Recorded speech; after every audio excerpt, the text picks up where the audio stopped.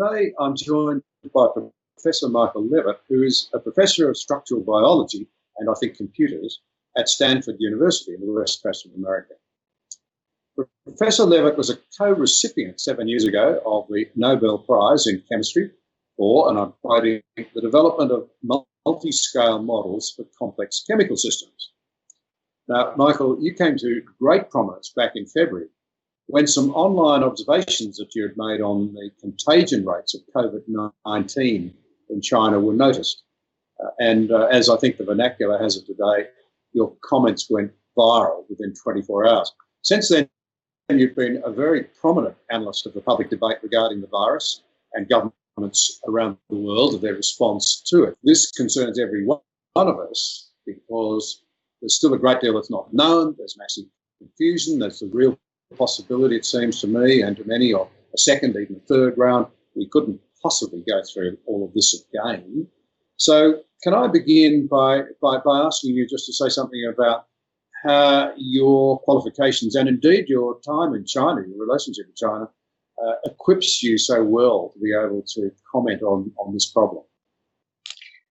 So I should say that I'm a very global person. I actually was born in South Africa and have spent about a quarter of my life in 4 different countries: South Africa, United Kingdom, Israel, and the United States. And in each place I've not been a visitor, I've actually lived there. So I have a very global view of the world.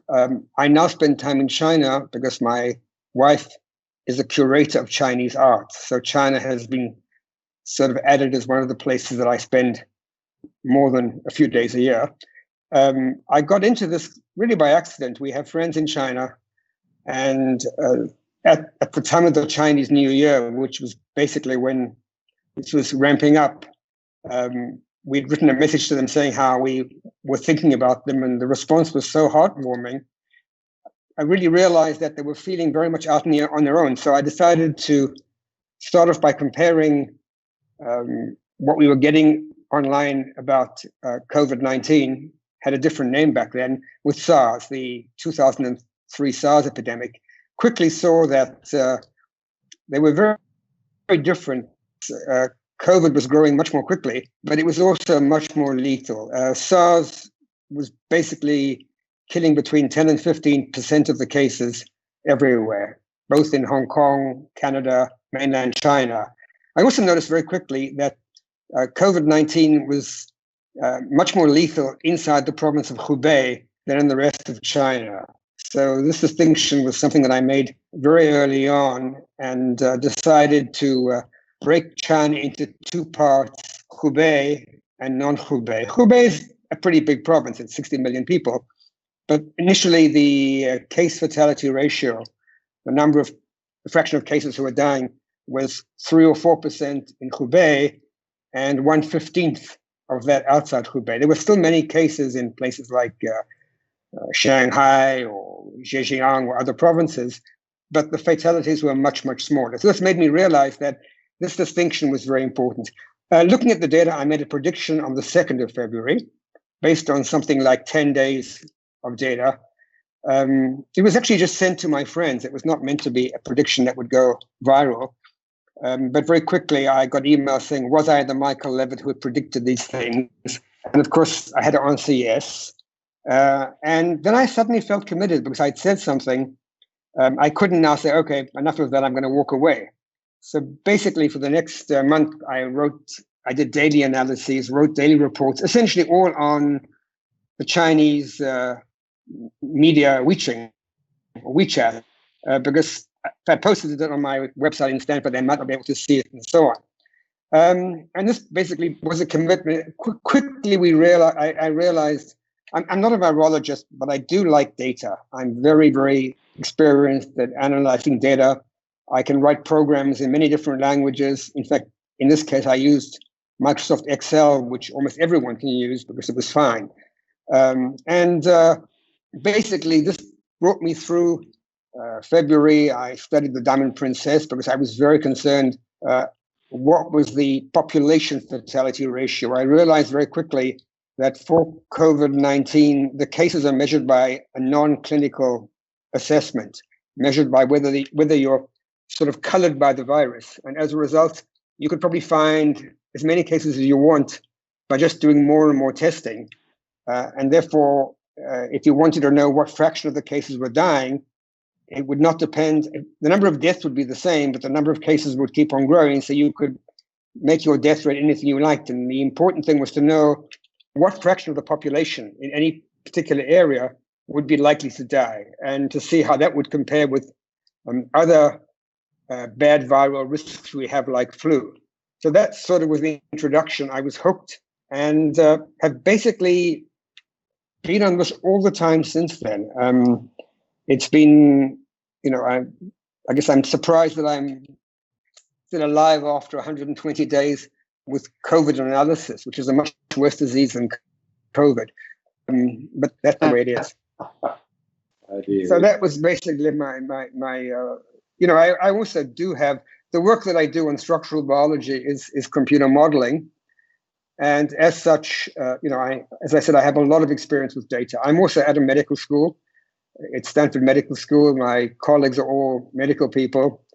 My colleagues in the department are all experimentalists. I'm sort of the only computer guy there. I have been exposed to a lot of the issues about disease and medicine.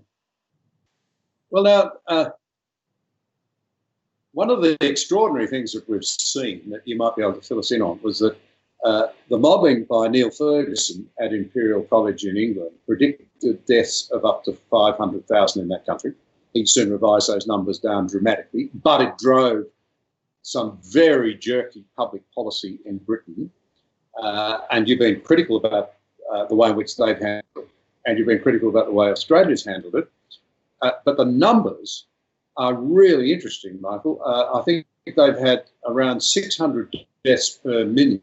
Australia is on 4 per million. Still, quite restricted on what we can do, beginning to ease up a bit now.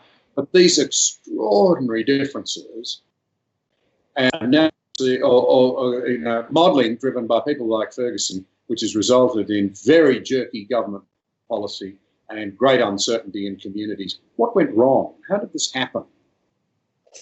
So I think that I've become, one of the good things for me about the whole COVID issue was I actually got into Twitter.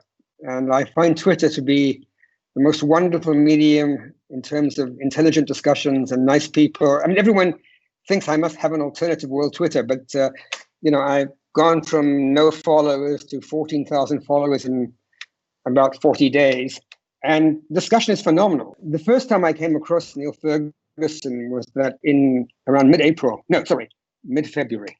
Really, just a few weeks after being involved, I saw a paper of his where they predicted that the case fatality ratio in China was 14%. And I knew at that point from my observations that it was 3 or 4% in Hubei and 1/10 of that outside Hubei. And I just didn't understand how he was getting his numbers.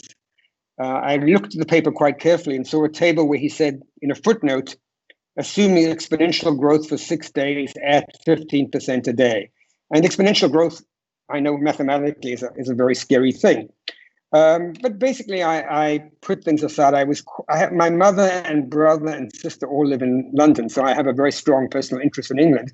I was actually quite pleased to hear that the government there was going to sort of not implement lockdown, to go for herd immunity. And then around the middle of March, or a little bit after that, there was the Ferguson predictions of 500,000 in Britain and 2.2 million in the United States, and I think 100,000 in Sweden, and so on. He made predictions in many, many places.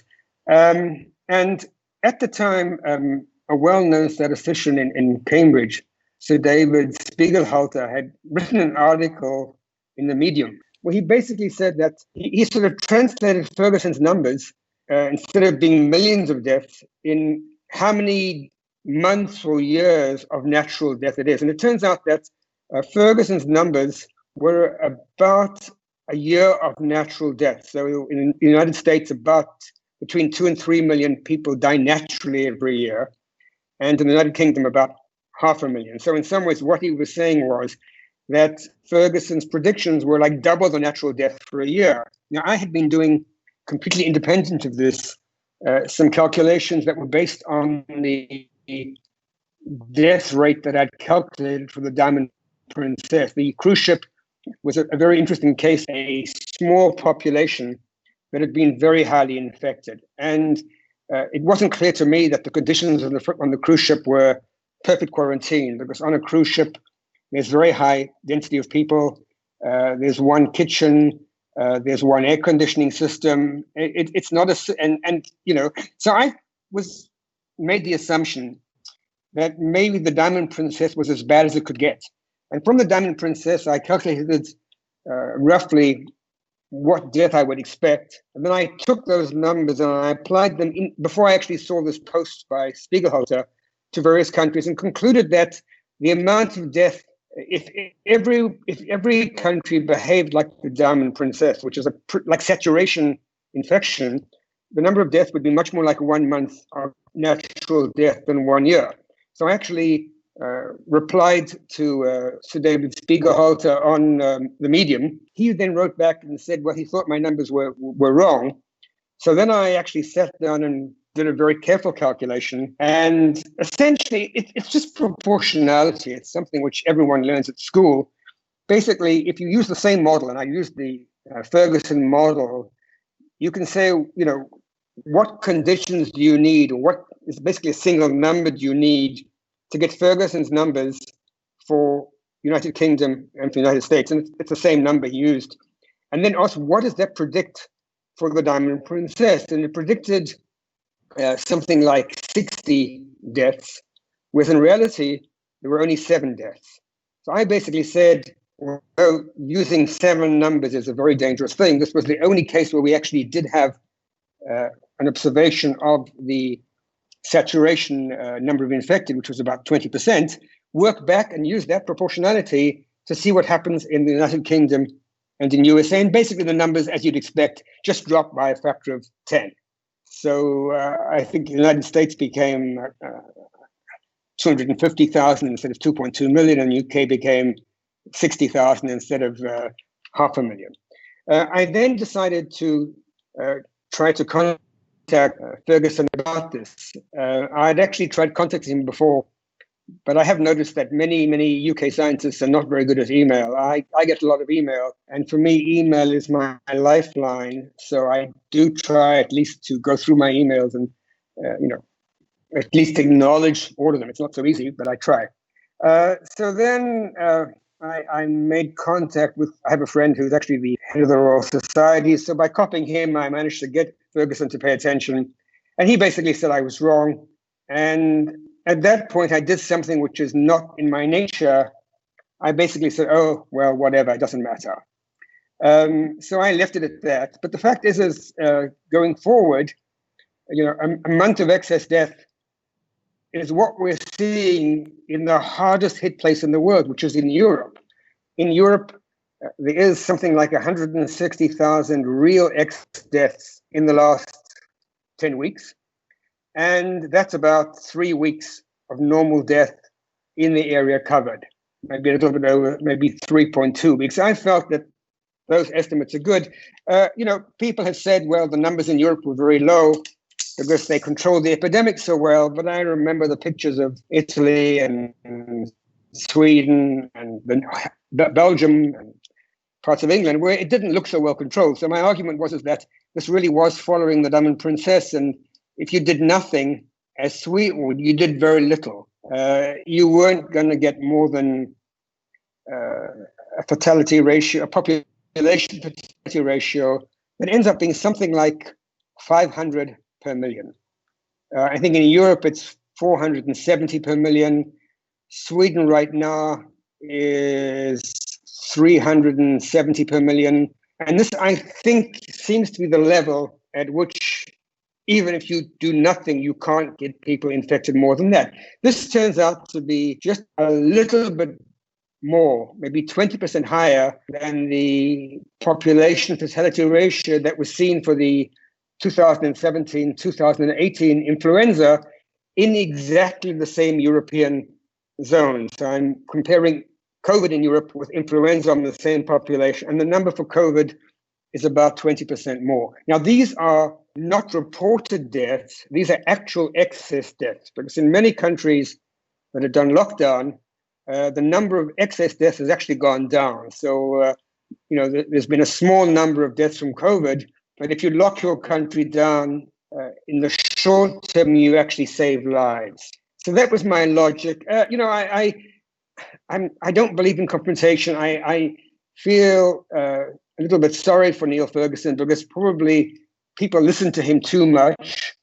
These models are subject to all kinds of issues. Although I do think he could have perhaps paid a little bit more attention to what I wrote to him, at least looked at it and said, well, maybe this is a scientific. I think one problem, a general problem we have with epidemiologists, is if I tell you there'll be 1 million deaths in Australia, and then I say, oops, sorry, with your lockdown, there'll only be 1,000 deaths, everyone thinks it's fine. But if I say, I don't believe there's going to be more than 800 deaths, and then there's 1,000 deaths. So I think in epidemiology, they sort of feel that scaring is a good idea. And I think I'm sure they're very surprised that their advice was taken, because Neil Ferguson and the World Health Organization has put out scares about Ebola, scares about bird flu that was similarly exaggerated. And then nothing happened.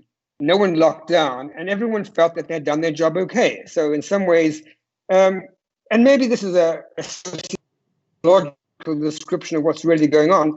I personally, as a number scientist, feel that a 10% error is equally bad if you're too small or too big. And it's not right to forgive a huge error and then say, oh, well, you listened to what I said. I think the reason it's not fair is that the lockdown costs something. If a lockdown was completely free in terms of economy, in terms of social impact, in terms of education for children, then it would be fine. But a lockdown, unfortunately, in this global world, has massive consequences in all of those areas. And of course, there's another consequence I haven't even mentioned, which is delayed medical treatment. Everyone said that hospitals were going to be overflowing with COVID cases. They weren't. But as a result, nobody who had a heart problem, cancer treatment actually went to hospital. So we now have people who have neglected their important medical treatment for 2 months. It's going to be interesting what's going to happen. I don't really know. If you believe that those people have been put in harm's way by doing this, we should see a secondary peak in excess deaths. It may not be so. It may turn out that being locked down and having the excitement is actually quite good at preventing lots of other illnesses. We don't know that yet. This is a speculation, and I'm making somewhat as a joke. Well, it's certainly a hydra-headed monster, because it's no doubt about it. It's highly complex. I mean, road deaths are down, all sorts of other deaths are down, excess deaths, as you say, are down because of this. But my goodness, certain segments of the community are paying a very high price for it. If you take our own country, the people who have lost their jobs, for example, are in the private sector. They're the ones who generate the money for the people who are in the public sector. So there has been an inclination in the public sector to want to go harder on the lockdown. But the people who pay the price for the lockdown in economic terms and for their jobs are those in the private sector, in the business world, and the jobs that depend on business and the private sector. So it's incredibly complex. But to come to this issue of, if you like, if I can put it this way, some of the deaths really essentially being deaths that are brought forward because of underlying conditions or of demographic factors such as age. Your own analysis coming out of Europe is quite fascinating.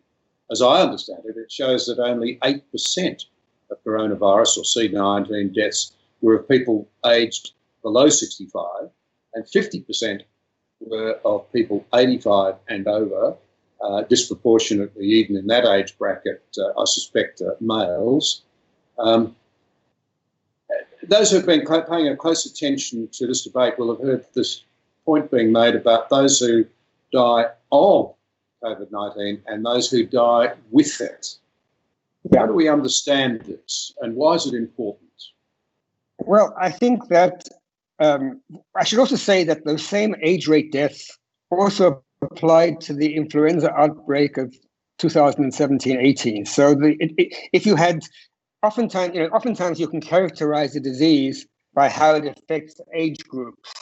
But in this particular case, COVID and influenza had a very, very similar effect on age groups. Another very important thing is that flu is seasonal. It occurs in the winter, but it doesn't occur every year. And if you actually look at the European data, there was severe flu in 17-18, much milder flu in 18-19, and no flu in 19-20. So, I mean, in the year 2019-2020, which means that people who perhaps would have not survived a severe flu in the winter that we've just passed were actually alive.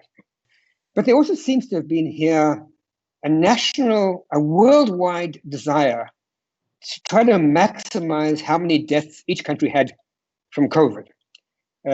Quite the opposite of what you'd imagine they should be doing. I saw this very, very clearly in Israel, where I've been. I actually got into trouble here because I said very early on I'd be surprised if there were more than 10 deaths. And then when the number got to 10 and 20 and so on, I got some very, very unpleasant emails that eventually ended up at being 300. But in Israel, the actual excess deaths are about 300 below what they should have been in a normal year. So, was the death rate from COVID plus 300 or minus 300? And the trouble is that there's this issue of dying with and from, but there's also this issue of, since the same people who are dying from COVID are exactly the same people who die naturally. And I want to actually check this in the Eurozone. Are 8% of the natural deaths also below 65? Because if 85 and half the deaths over 85 are also natural, if we're dying from exactly the same cohorts who die naturally, then if I die from COVID this week, I can't die naturally next week. I mean, an excess death is great because you only count each death. But if you're counting specific COVID deaths, you may count people for whom you're just slightly bringing forward their date of death. So all of these are very interesting, complicated questions, something which I didn't anticipate, but I heard this from doctors in the United States, is that there are actually good reasons there to say that somebody died of COVID rather than say of cancer or a heart attack. And basically, the reimbursement that a hospital gets for a patient, if you have a patient who basically has pneumonia, which is very similar to the way you die in COVID, and you say they died of pneumonia, you get much less of it than if you say they died from COVID. And apparently, if you also put that person on a bench, you even get an extra money for that. But it goes much beyond the United States. I think everywhere they've tried to emphasize number of deaths. They often mention the pre-existing conditions, but in Israel, the median age of people dying is over 85. In fact, everywhere in Europe it's 85, because if half the deaths are over 85, then by definition the median is 85. And these are people who have other conditions as well. So instead of emphasizing that these are deaths which are probably natural deaths, they decided to rather emphasize the COVIDness of their deaths. And this, I think, is true everywhere. The New York Times recently had a front page with all the 100,000 names of the COVID deaths. Now, in the same period, there were another 700,000 non-COVID deaths of exactly the same age group. Nobody really dies naturally. Everyone dies of something. You have a stroke, you have a heart attack, you get pneumonia, you have a fall. I mean, even if you die in your sleep, it's probably because something happened. And I sort of felt it was not really fair. Why should the people, who died from COVID be decorated like this, where the people who died naturally or not from COVID shouldn't be? So there are lots of issues here. But I'm still very surprised that there was this tendency to want to emphasize COVID numbers as if it was an Olympic Games to see who had most COVID cases. I don't understand this at all. It's also very counterproductive because it means that in a country like Australia or Israel, the epidemic was stopped at very, very low infection rates. And therefore, there may be vulnerability to second waves. Over to you. We'll come to second waves in a moment, but you do see this herd-like mentality on the part of the media, it seems, to highlight the disastrous or to catastrophize what is a serious situation. I'm not making light of it for a moment. So you see it with Sweden. It's almost as breathless. Will this work? Won't it work? And now we're seeing headline reports that the rate of deaths from COVID-19 has soared because they haven't locked down. That's the implication. In reality, but it's not true. Yes, that's not true. No, it's not true. Anyone's numbers. The number of deaths in Sweden right now is under 4,000. We have a new method to predict endpoints, and it'll probably end at around below 5,000. Even 5,000 is 500 per million, and that is well within what you expect from Europe. I mean, it's not different from numbers you're getting in the United Kingdom or in Italy and so on. I mean, the average for all of Europe is, I think, 440 per million. So, and all Europe is big, very big area with southerly areas and northerly areas, and includes Greece and so on. You paint a very clear picture, and thank you. It's very helpful, of excess deaths and the real numbers, depending so very much on this issue of whether you die with it or of it. And it begs this question, doesn't it? I mean, it would be very easy to say, oh, well, look, not only have we saved a lot of people from COVID-19 by lockdowns, we've saved all the other excess deaths that would have occurred. The problem with that is, I mean, that is like saying, well, let's close the economy down because that's a good thing to do, notwithstanding the disastrous downsides. I mean, surely, to take a very simple example, we know that if you stopped everybody driving all motor cars, there would be no road deaths. But nobody suggests for a moment that we stop all motor cars. We recognise we have to take a balance. That's not to say that we take a cheap view of life at all. No. It just means that we approach things in a pragmatic and sensible way and accept there are always going to be dangers. Yeah, I agree with you completely. There's another aspect here that in nationalized health systems where people are covered essentially under insurance, they have a very clear indicator of useful years of life. And I know that in the United Kingdom, they're prepared to pay something like, let's just say, for example, $40,000 it might be 30,000 UK pounds for for doing a measure that gives you one more useful year of life. Now, this basically means that there's a way to evaluate, a useful year of life. And part of this measure is it takes into account disabilities. It also takes into account age. And in this measure of useful years of life, if you die above life expectancy, unfortunately, it's not counted. Now, this might seem very harsh, but, I'm 73 years old. And if I want to get life insurance, no one's going to insure me. I mean, they might insure me at a premium that is so high that I would probably do better putting the money into a bank account. So why is that wrong? There is a measure of years of life. And, I'm not saying that every death is a terrible loss, but we have a lot of deaths anyway, and no one has a way to postpone deaths. And my concern is, and I was very taken by what you said about who is bearing the brunt of the damage. And, for each person, okay, you can make the following one. For each person who is kept alive at great expense, say, over the age of 85, it's a zero-sum game. We don't have infinite money for healthcare. And it's probably causing the deaths of younger people from disadvantaged areas who are not getting the healthcare that they should be getting. Now, you might say, okay, it's okay in the United States if I'm a millionaire and I'm paying for that. But in countries where they have some kind of socialized medicine, in America, they do have Medicare, which is a form of socialized medicine. You think it's not a zero-sum game. For each person, I remember thinking about this. There was a case in the United States probably 10 years ago, a lady whose name was care is she? She was kept alive. She was brain dead against her family, and Congress actually intervened. And I thought, it's great to say that life is sanctioned, but for each day that she's kept alive, I bet a few hundred underprivileged kids are dying. So what we're saying is it's not life sanctity, it's old people's sanctity. And, I think in a very strange way, and I'm 73, my mother's 105, she's locked down in London. So I'm very aware of being old. But I also feel that the baby boomer, I'm a generation that has been rather selfish. We think we're the greatest, we think we have the best music. I imagine you're a similar generation as I am. I was born in 47. And as a result, I actually feel that it's very selfish of me to care so much about my own life and the life of my contemporaries and not worry about the livelihood of young people, because economic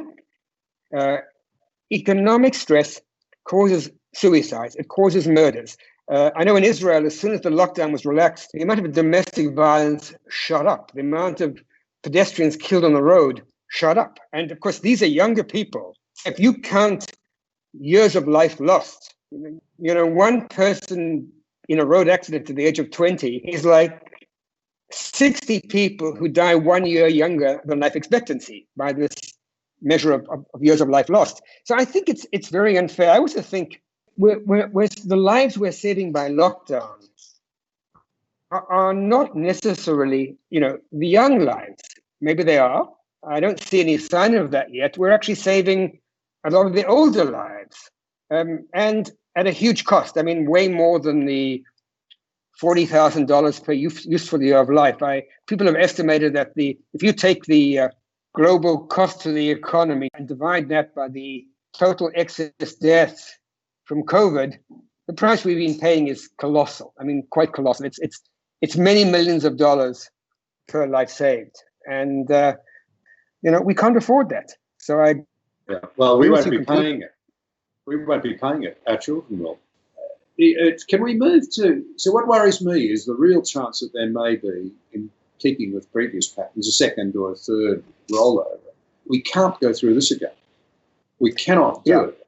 There's no way that we can build up even more public sector debt with a whole new round of lockdowns, and it would be bad public policy. And I don't think I don't think the Australian people would wear it again.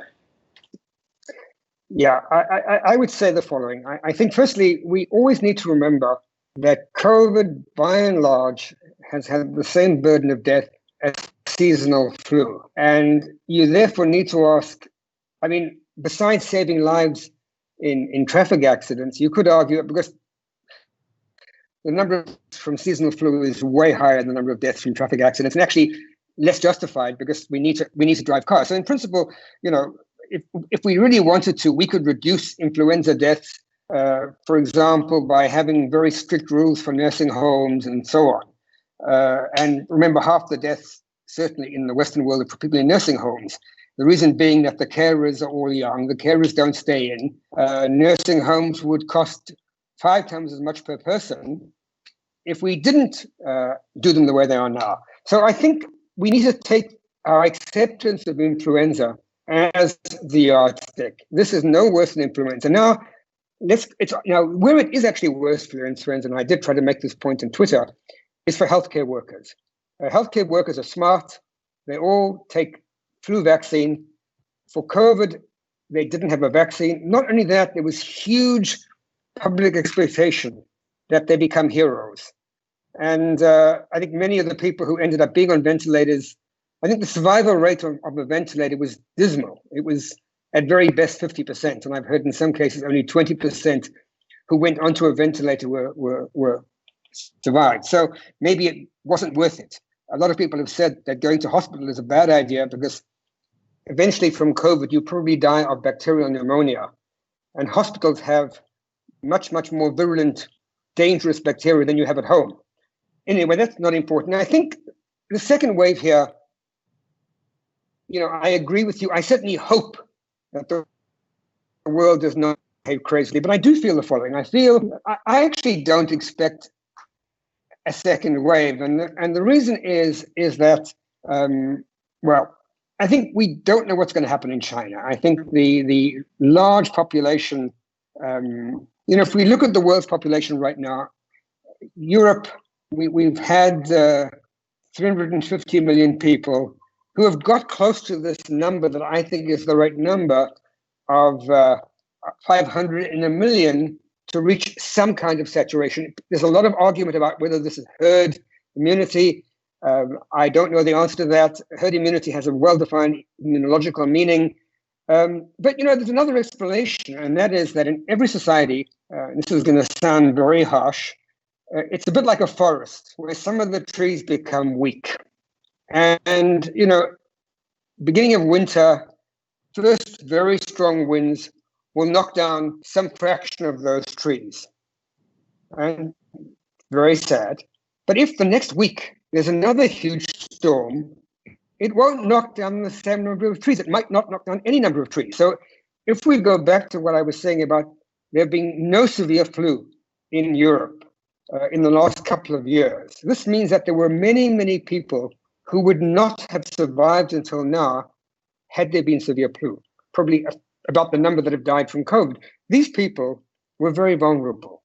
And these are the people who have died. So if there were to be another COVID outburst in Europe, even if there's no immune, those trees are known, it takes time to accumulate those trees, those very vulnerable people. So I actually think, and the reason I think this is that this level of around 500 per million has been seen in many, many places. It's also the same number that came from the Diamond Princess, the same number that came from Wuhan.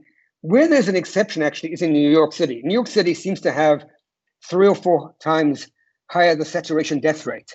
And I actually think this is a reflection on the health system in New York City. New York City has very poor people, also very, very rich people. It probably has an income inequality just for a city that is unparalleled anywhere else in the world. It has a lot of old people who are in nursing homes, a lot of homeless people, a lot of obese people. But even there, the number of deaths was more like 1,000 to 2,000 per million. It's still not dramatically high. It's still not something that is, it's higher than flu, but it's not out of all proportion. So I think the other thing is that the coronavirus is a different kind of virus. When this thing started, I have a friend at Stanford who actually is a specialist in viruses. He said, this is when it's only in China. This is like February 2nd or 3rd. He said to me, don't worry, coronaviruses don't like being very virulent in human beings. Half of the regular common cold viruses are coronaviruses. Coronaviruses will mutate to become less and less virulent. Because the other thing that they told me was that flu is a very special virus. Flu is not like polio or measles or other viruses in that flu mutates. Flu is really good at a facial makeover. It makes itself look different. And therefore, we have different strains of flu every year. And this is why every year the World Health Organization and other responsible bodies work very, very hard to make vaccine for not last year's flu, but the coming flu. And they do a great job. And if you take the vaccine, so we don't have immunity against flu because flu keeps on changing. So it's not clear to me what is really going on with COVID. I don't think that COVID as a coronavirus can do this kind of makeover that flu does. It's a very rare thing. I think also people are saying that another reason for this apparent saturation at 20% might not be my weak trees in the forest analogy. It might simply be that most of us are exposed to coronavirus through common colds all the time. And maybe there's some cross-reactivity.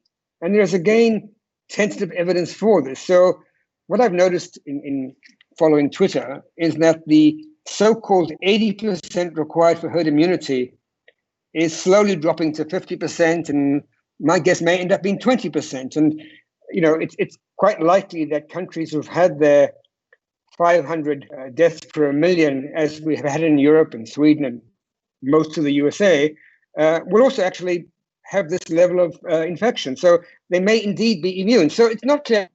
I also think that there are seasonal issues. I think that, in the southern hemisphere, we really only have to compare Australia, New Zealand, and South Africa. And in all of these places, there has been lockdown, but it's also not clear to me really how effective lockdown is. And one might actually argue that these countries, perhaps Israel too, which is an area where its neighbors didn't lock down so well, but also didn't have huge numbers of deaths. Maybe in those countries, flu is less prevalent, maybe, and as that reason, maybe COVID is less prevalent, just for the reasons of population density, climatic zone, and so on. So these are all uncertainties, and I think, for me, don't in any way guarantee a second wave. I think what's happening now is that the doomsayers who have now been disappointed about their first wave are back on the bandwagon about the second and third waves. We'll see. It's too soon to tell. But even in countries like Japan, Japan and Korea are very interesting cases because they had quite a lot of COVID. They never got rid of the cases. In Australia, in New Zealand, there are no cases anymore, or at least a very, very tiny number. In Korea and Japan, there are continual cases. Same thing is true to some extent in Singapore. And yet there is no runaway, crazy outbreak. So maybe there is other ways of dealing with this. I personally believe that the Eastern mentality of common good, i.e. when you have a cold, you wear a mask, may be an important preventative for corona. It's not clear, but we'll see. I think we don't know yet. You might have expected massive second waves, say in South Korea. South Korea didn't just have one wave, it had multiple waves. Same thing was actually true in Australia. You had a couple of totally independent waves, which I can see from my analysis of the data. This suggests that, if you have multiple waves, it's just that your control isn't that great, because what a new wave means is that you were focused on locking down one place, and then 2 weeks later, some other area burst up. So I think we don't know. I think Brazil right now is one of the most interesting places. I was on an interview there a couple of weeks ago. And right now, one has to remember that Brazil is a very large country, 220 million people. And the number of deaths right now, I think, are 30,000. My projections, which I very much tongue-in-cheek, suggest that Brazil will not get more than 100,000 deaths. Now, 100,000 deaths might sound huge, but for a population of 220 million, that is exactly 500 per million. So it's basically what you'd expect. So I think all of this is actually still fitting together, but predictions about the future are very difficult. And what I'm doing is not everything I'm doing is based on the numbers. I try very hard, and we're trying very hard to test things carefully. Tell me then, as governments and their people worry about the uncertainty going into the future, it's widespread. Any thoughts on, firstly, people developing antibodies? It appears that most people don't, as I understand from the research. And then the second issue, what are the chances, in your view, of an effective vaccine? So let me just answer the second part of the question first, because it's easy. I don't know. I think there's a lot of uncertainty. As I said before, common colds are coronaviruses, and there are massive economic incentives to have a vaccine to the common cold. If you think about leaving flu aside, if you actually look at the economic cost of the common cold, it is massive. In the days lost at work, people just feeling bad. It's not lethal. School days missed. So I worry that there has been a lot of incentive to develop a coronavirus vaccine. It hasn't. On the other hand, technologies are improving. There are massive incentives. It's not clear whether it will happen. It probably won't happen in time for winter 2021. It may do. So I just don't know. There's very much a huge question mark. As for the antibody tests, I think there's a lot of mixed messages. We don't yet know, and it's a difficult issue, because if we've got some existing innate immunity to coronaviruses that has been conferred on us by colds, there would be much less of a need to develop antibodies against this new coronavirus. I mean, and the tests simply say, do you have in your body an antibody which specifically binds, these tests are hard to do. I think these tests are much, much harder to do than the detection of the genetic material of COVID, the PCR tests that cause so many problems in detecting COVID everywhere. So I think we don't know. My feeling is that it's very unlikely that there will be a second wave in Europe and the United States, because I think they have reached this kind of saturation point. But that might be true for all of the world. I mean, if we make the assumption that let's make the assumption that all the lockdown measures have been ineffective. Perhaps the only place that lockdown has been effective is in China, outside Hubei, where there really have been very, very few cases. And that actually was a massive achievement. I'm not sure whether it was the right thing to be done. They did it. And the reason it was a massive achievement, there are news reports that something like 5 million people left Hubei at the time of the Chinese New Year and went to all the different provinces in China. And there were cases there. Yet there was no massive outbreak in any of those different provinces. So that's pretty impressive. And this again may be due to face masks and temperature taking and relatively minor measures. I think we need to very much distinguish between lockdown, stopping schools, stopping work, stopping the economy, stopping transportation, and social distancing. I spoke to a journalist yesterday or the day before in Switzerland and was very surprised to realize that Switzerland actually had kept public transport running all the time. People worked, schools were closed. There were no limitations on how far you could travel. I think bars and restaurants may have been closed, but everything else was left open. So that's very different from what we experienced in Israel. Sweden, again, has had some social distancing, no meetings more than 50 people, no football games, and so on. And, it may turn out that if there is signs of a second wave, we could just simply practice mild distancing. Again, I'm a huge proponent of face masks. In the United States, face mask is somewhat seen as an invasion of privacy. Why should I have to wear a face mask if I'm not scared? But I think at some point, if the alternative is lockdown, it seems like a pretty easy, cheap, cost-effective measure. So my gut feeling is that we're not going to have. This is going to be it. But I would say that I have a 30% chance of being wrong. But I don't think that governments will follow each other like this. One of the justifications that all governments have done is saying, well, it might be wrong, but we just copied everybody else. And that's a silly justification. I mean, the two countries that didn't, which were Switzerland and Sweden, will come out of this looking very good. They might not be saved economically because we have a global and shutting down one country has a huge effect on other countries. But I think that it's also going to emphasize the need to have good government.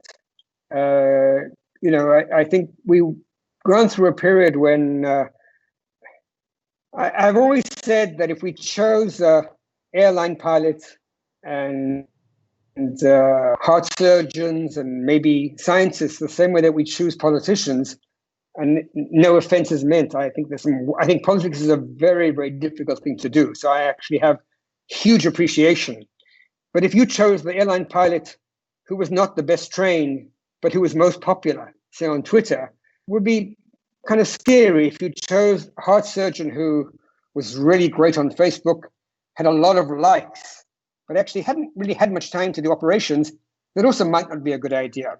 And I think that I'm not necessarily a fan of everything going on in China, but they do apply very, very strict criteria to their leaders. And leaders that I've met there have just been so smart, that it was really impressive. So I think that may be a change in the world that we need to start thinking about things are not easy. It's not all about social media and likes and, living forever. But there's a tough world out there. This may even be good preparation for what we almost certainly face from global warming. I think that, whether it's man-made or not, climate is getting stranger and stranger. Water is going to become harder and harder to get. And we're going to have to deal with that. And quite frankly, the COVID-19 epidemic has been, a joke compared to even very, very mild climate change remediation. One thing I'm basically a very optimistic person. I think it's genetically the case. But in thinking about this, I wrote an op-ed for the Wall Street Journal, which was in fact rejected after they asked for it. But I liked my final line, and that was basically that although human beings have not behaved incredibly intelligently in dealing with coronavirus, and this did not bode well for the crises ahead, artificial intelligence has been advancing by leaps and bounds. And in the same way that when we want to drive somewhere, we ask Waze or Google Maps how we should go, we no longer rely on our own judgment. Perhaps what we need to do next time is say, hey, Alexa, Google, and I can't say the third one because my computer will answer me, Siri, should I panic? And actually believe the answer. Because in the same way we don't question Google Maps or Waze about driving our cars, perhaps we'll start to listen to the voice of artificial intelligence, which will basically say we shouldn't panic because these estimates suggest that this is, no more than twice as bad as flu, and this is happening here, and this is happening here. I mean, all the things I've said could, in principle, have been learnt by a smart computer algorithm. I mean, nothing I've said has been driven by.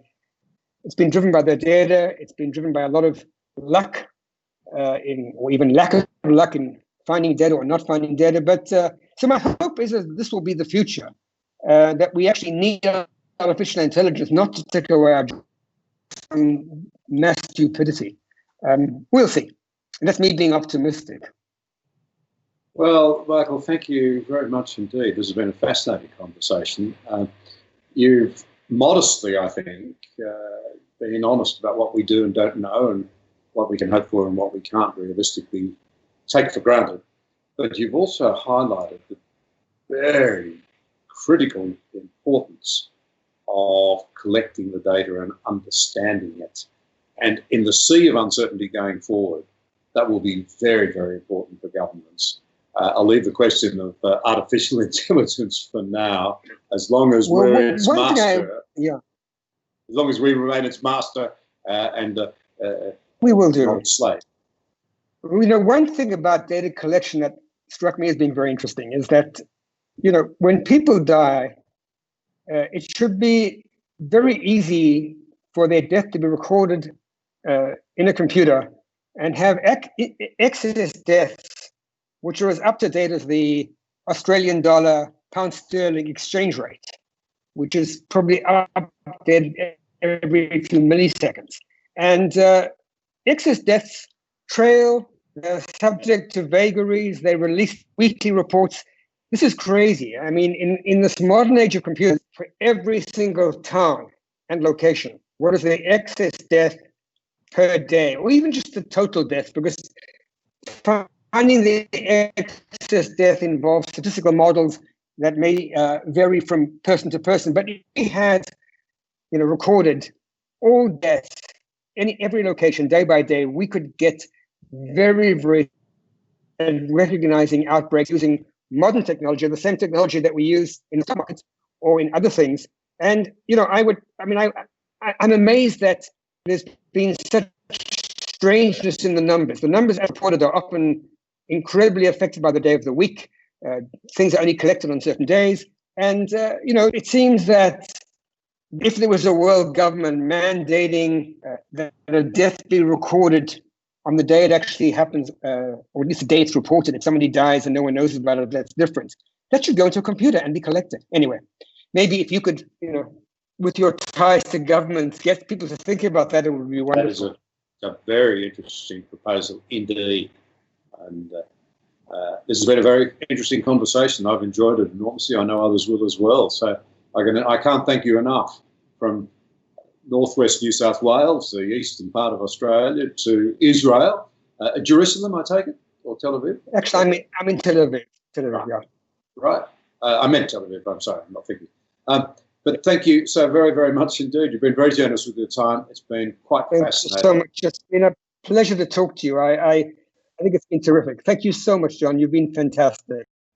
Thank you for watching this episode. We appreciate your support. If you value vital conversations like this one, be sure to subscribe to the channel there and also click the notification bell to stay up to date with new releases.